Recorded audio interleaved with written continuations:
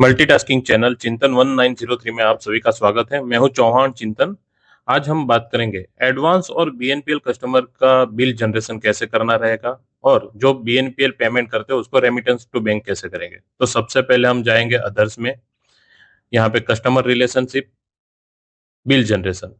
तो ये bill generation की बारे में समझा रहा हूँ। View bill for bulk customer, जो हमारे वीडियो के अंदर बल्क कस्टमर जुड़े हैं उन सभी कस्टमरों का बिल जनरेट यहाँ होगा।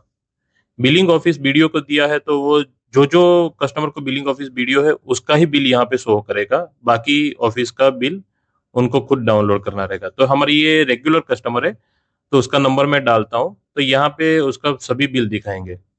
तो ये नंबर डालते ही दिखा रहा है बिल, ये फरवरी महीने का बिल जनरेट हो चुका है।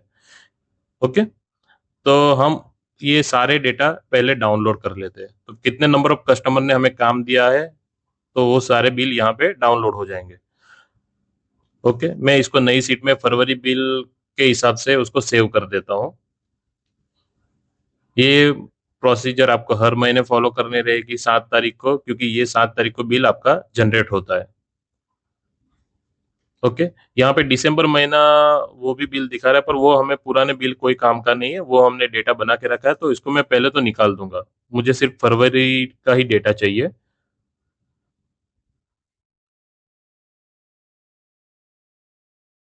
यहाँ पे आप एंड में देख रहे हो पेंडिंग और कंप्लीट, वो उसके बारे में भी आपको समझाता हूँ। पहले ये मेरे डेटा डाउनलोड जो करके रखा है उसमें डिलीट कर देता हूँ। ये हो चुका। सीरियल वाइज देख लेते कि कितने कस्टमरों ने हमें काम दिया। तो बिजनेस डेवलपमेंट ऑफिस के अंदर टोटल फरवरी में 222 कस्टमर उन्होंने काम दिया हुआ है। हम कस्टमर वाइज सॉर्ट कर लेते हैं, क्योंकि जैसे ऊपर 14 टाइम 0 नंबर होगा वो सारे एडवांस कस्टमर का होता है। तो हम कस्टमर वाइज सॉर्ट कर लेते हैं। इसको सीरियली कर देता हूँ मैं। ओके, ये हो चुका। अभी आप यहाँ पे देखिए, मैं एक एडवांस कस्टमर का बिल डाउनलोड करता हूँ। उसको आपको हर एक कस्टमर का बिल इंडिविजुअल डाउनलोड करके सिस्टम में रखना पड़ेगा, क्योंकि इस बिल से हमें डेटा उठाना है। ये फरवरी का बिल है, हमने 7 मार्च को बिल बना है तो इसको हम डाउनलोड करके कस्टमर आईडी से सेव कर देंगे।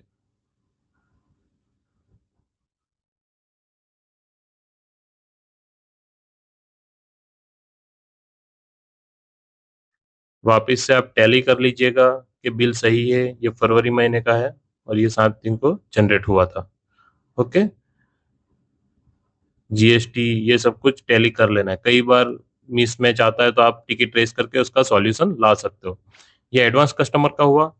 अभी बीएनपीएल कस्टमर का देखते हैं। यहाँ पे पेमेंट कंप्लीट यानी क्या होता है कि एडवांस कस्टमर ने तो पहले से ही पेमेंट किया होता है तो उसका कंप्लीटेड ही रहता है। पेमेंट पेंडिंग, ये जो कस्टमर है वो बीएनपीएल है, तो हम उसको बिल देंगे साइन कॉपी।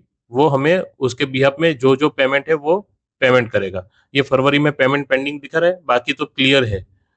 तो यानी उन्होंने पूरा पुराना पेमेंट कंप्लीट कर दिया है।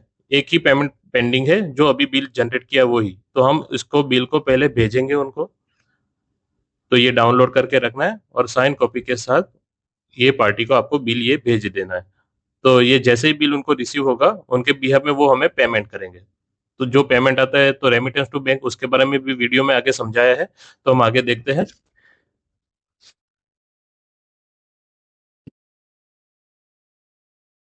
ओके, तो ये बिल सही है। डाउनलोड दोनों बिल मैंने आपको एक करके दिखाया। अभी मैं उसको एक्सेल में समझा देता हूँ कि हमें डेटा उसका मेंटेन कैसे करना है।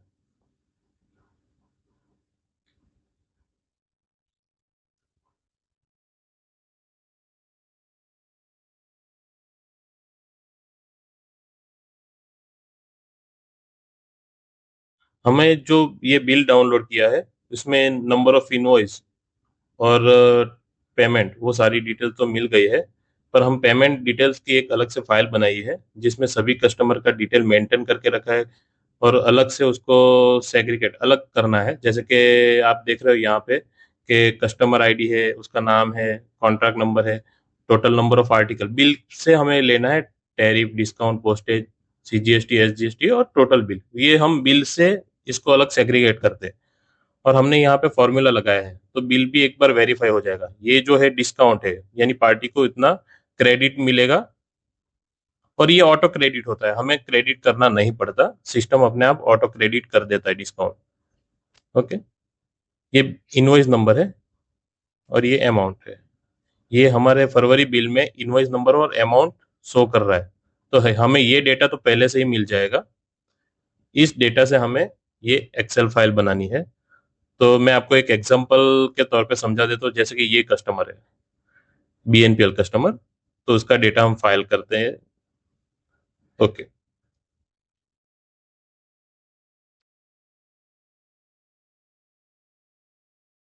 मैं यहाँ पे ही लिख देता हूँ एक एग्जांपल के तौर में समझाने कि total number of article, tariff कितना था, डिस्काउंट उसको नहीं मिलेगा क्योंकि इतना काम नहीं था, पोस्टेज तो वही रहेगा, कमीशन कुछ नहीं है,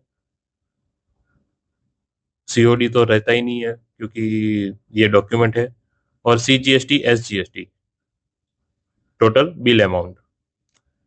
एक्चुअली हमने ऊपर फॉर्मूला रखा है तो वो तो अपने आप ले लेता है, पर मैं अभी आपको समझा रहा था। तो ये देखिए यहाँ पे सीजीएसटी एसजीएसटी, ये फॉर्मूला के हिसाब से ऑटो काउंट हो जाता है। तो आपके वो बिल से मैच करना है, अगर कुछ गलत है तो आप टिकट रेज कर सकते हो। ओके।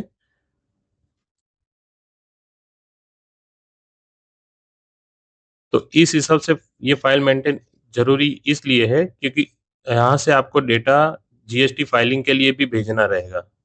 तो वो प्रोसीजर मैं आपको आगे समझाता हूँ। पहले हम देख लेते हैं ये जो पेमेंट मैच हो रहा है कि नहीं। 6,616 ये यहाँ पे दिखा रहा है, तो ये मैच हो चुका। ओके। अभी हम देखते हैं कि गवर्नमेंट ने हमें पेमेंट दिया हुआ है, तो उसको रेमिटेंस टू बैंक कैसे करना है। बीएनपीएल कस्टमर ने पेमेंट किया है, तो सबसे पहले क्या करना रहेगा कि हम एसबीआई जो हमारा बैंक है उसमें पेमेंट आता है एनईएफटी के थ्रू। तो वो लेजर कॉपी, वो स्टेटमेंट निकाल लेते हैं। 5 3 से 9 3 का हमने स्टेटमेंट निकाला है। तो ये स्टेटमेंट है, हम देख लेते हैं कि कौन से कस्टमर ने हमें पेमेंट किया हुआ है। तो वो पेमेंट हमें रेमिटेंस टू बैंक करना रहेगा। टोटल यहाँ पे 6 कस्टमर दिखा रहे हैं, पर 6 नहीं, 5 ही कस्टमर है।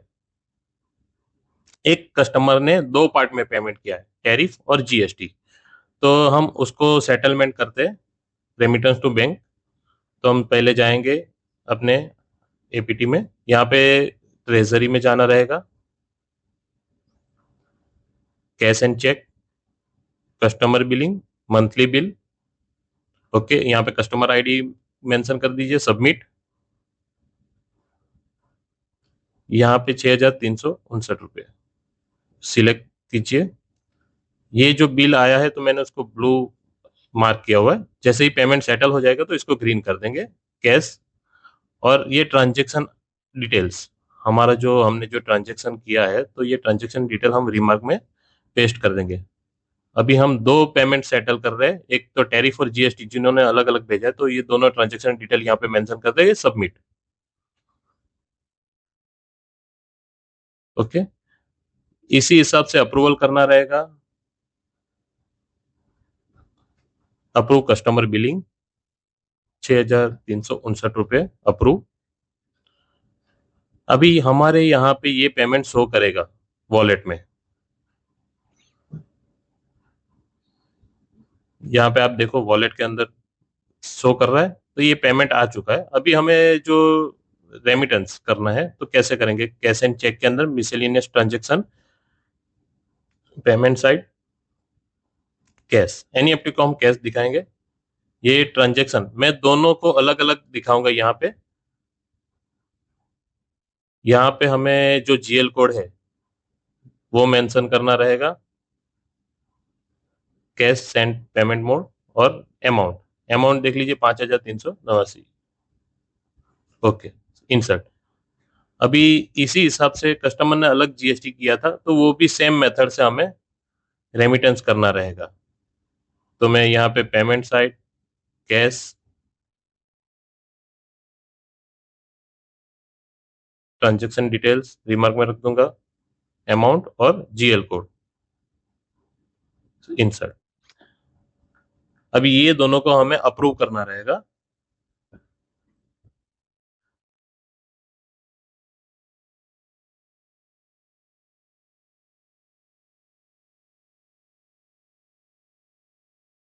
ट्रेजरी, अप्रूव, मिसलेनियस ट्रांजेक्शन, यहाँ पे आ रहा है, दोनों को ओके करके अप्रूव कर देते हैं,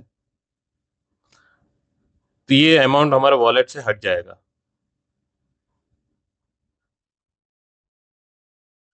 ये हेड ऑफिस रिसीव करेंगे अपने जीएल कोड से, उसके बारे में मैं आगे आपको बता देता हूँ।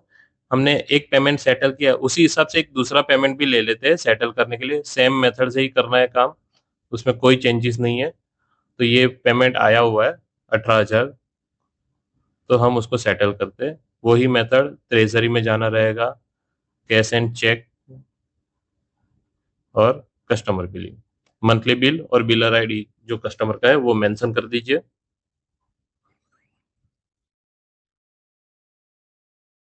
यहाँ पे 3 दिखा रहा है, आपको ध्यान रखना है कि आप कौन सा पेमेंट जो ले रहे हो उस पे टिक कीजिए और सबमिट कीजिए।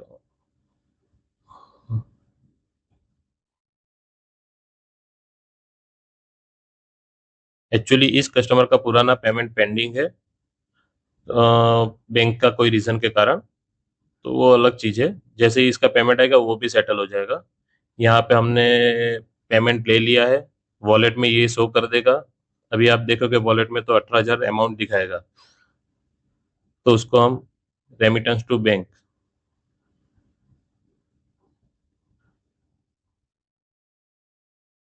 सेम वही मेथड है। मैंने यहाँ पे डिस्क्रिप्शन के अंदर एसओपी रखी है, फिर एक वर्ड फाइल बनाई है, उसमें स्टेप बाय स्टेप मेंशन किया हुआ है, तो वो भी एक फाइल वहां से उठा सकते हो समझने के लिए।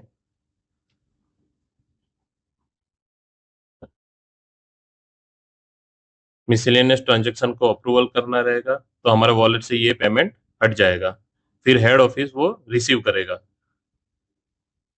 ओके, ये हो चुका, तीनों तीन पेमेंट हमने क्लियर कर दिए, यानी दो पार्टियों का पेमेंट कर दिया है, remittance to bank. Okay, GST filing का डेटा प्रिपेयर करना। अभी एक्चुअली क्या होता है कि कस्टमर बिल बना के भेज तो देते हैं, पर जीएसटी डेटा जो होता है वो ट्रेजरी को नहीं भेजते, हेड ऑफिस में जो ट्रेजरी को नहीं भेजते उससे वो उसका डेटा फाइल नहीं होता और कस्टमर को उसका बेनिफिट नहीं मिलता। तो आपको ये डेटा प्रिपेयर करके भेजना है हेड ऑफिस।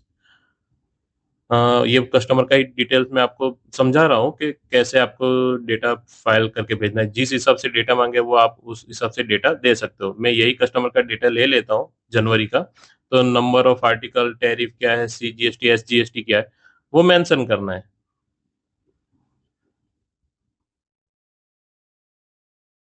ओके, अमाउंट है, सीजीएसटी एसजीएसटी और टोटल,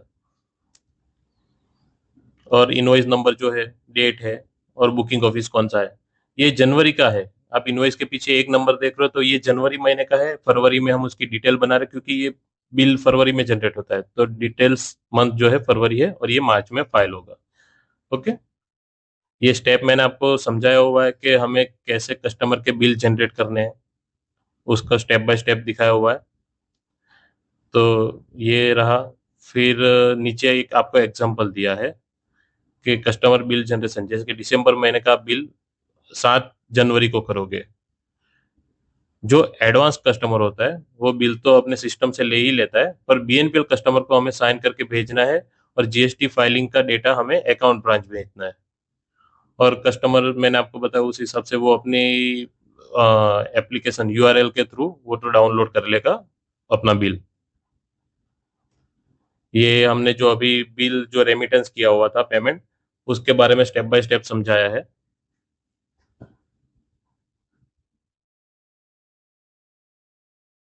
ये जीएल कोड जो हमने यूज किया था, कैश सेंट वाला, और हेड ऑफिस पेमेंट रिसीव करता है, उसके लिए भी जीएल कोड हमने यहाँ पे मेंशन किया हुआ है।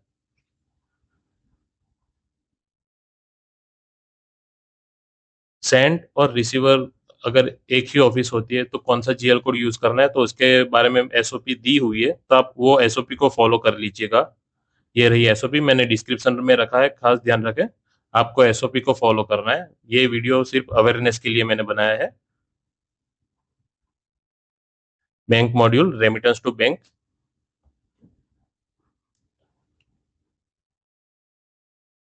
ओके, ये रहा जीएल कोड जो हमने अभी यूज किया था। सो Thank you so much. Thank you for watching my channel Chintan 1903. Thank you.